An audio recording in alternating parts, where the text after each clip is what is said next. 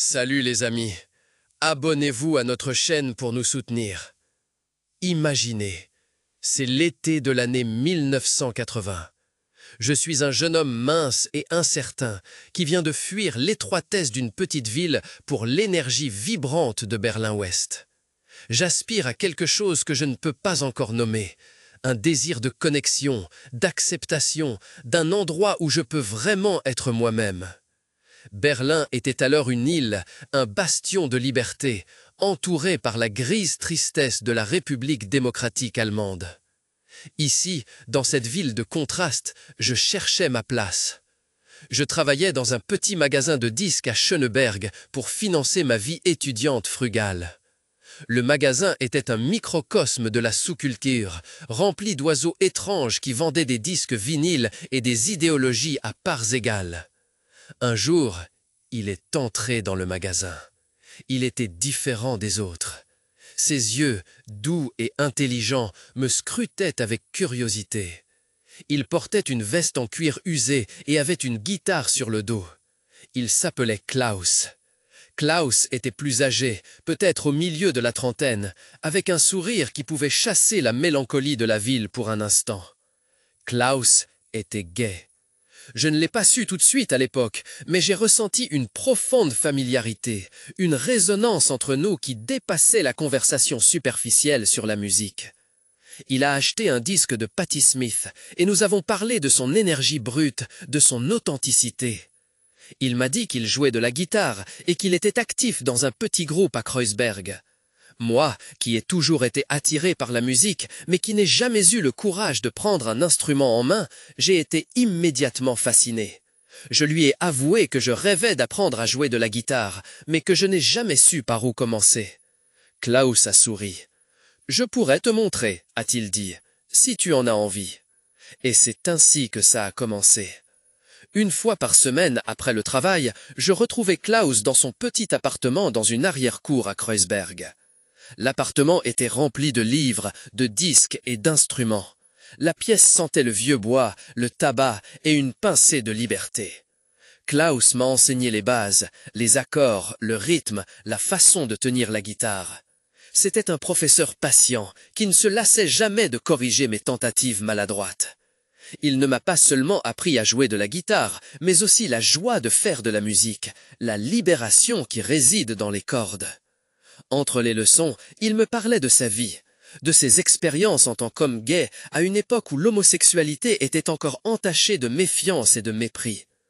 Il racontait les descentes dans les quelques bars gays, la peur d'être découvert, le désir d'être accepté. J'écoutais attentivement, absorbant ses paroles.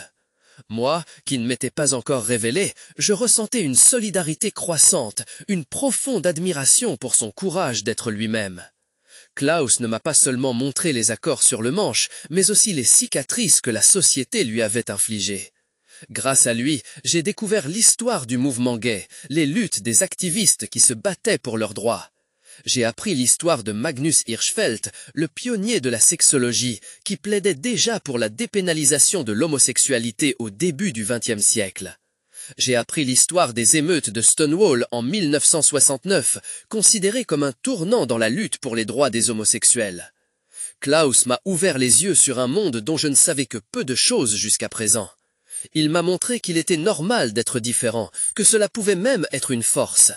Il m'a encouragé à m'assumer, à trouver ma propre voie. À chaque accord que j'apprenais, à chaque chanson que je jouais, ma confiance en moi grandissait. J'ai commencé à me débarrasser de mon insécurité, à surmonter ma peur du rejet. J'ai osé faire mon coming out, d'abord auprès de les amis les plus proches, puis auprès de ma famille. Klaus a toujours été à mes côtés, il m'a soutenu, encouragé. Il était plus qu'un simple professeur de guitare, il était un mentor, un ami, un modèle. C'est lui qui m'a montré qu'il était possible de vivre heureux et authentique, même dans un monde souvent hostile. Et je jouais pour lui. Je jouais les chansons que j'avais apprises, les chansons qu'il m'avait enseignées, les chansons qui parlaient d'amour, de douleur, d'espoir. Je jouais pour lui montrer à quel point je lui étais reconnaissant, pour tout ce qu'il m'avait donné. J'ai joué pour lui en 1989, lorsque le mur de Berlin est tombé. un moment de joie indescriptible, un symbole du triomphe de la liberté sur l'oppression.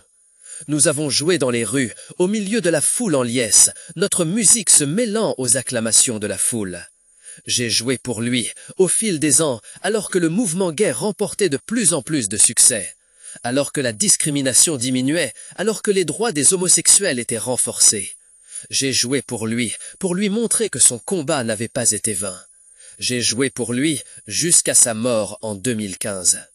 Il est décédé des suites d'une longue maladie, mais jusqu'à la fin, il a conservé son optimisme, son humour, son amour inébranlable pour la musique.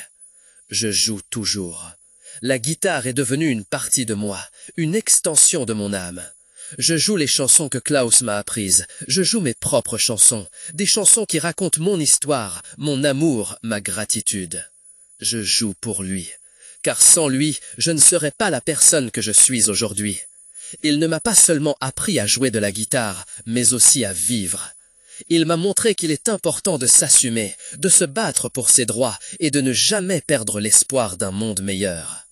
Et ainsi, je raconte son histoire, l'histoire d'un homme gay à Berlin qui m'a appris à jouer de la guitare et m'a montré la vie. Une histoire qui mérite d'être racontée, encore et encore. Une histoire d'amour, d'amitié et de musique. Une histoire qui me lie à lui pour toujours. Car grâce à lui, je n'ai pas seulement trouvé la musique, mais aussi moi-même.